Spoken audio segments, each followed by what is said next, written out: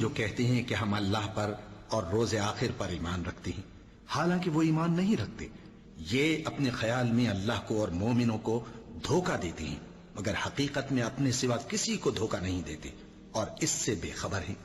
इनके दिलों में कुफ्र का मरज था, अल्लाह ने इनका मरज और ज्यादा कर दिया और इनके झूठ बोलने के सबब इनको दुख देने वाला अजाब होगा। और जब इनसे कहा जाता है कि जमीन में फसाद न डालो, तो कहते हैं कि हम तो इस्लाह करने वाले हैं। देखो, ये बिलाशुबा मुफसिद हैं, लेकिन खबर नहीं रखते।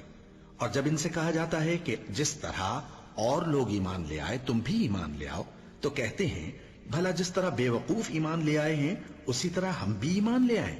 सुन लो कि यही बेवकूफ हैं लेकिन नहीं जानते।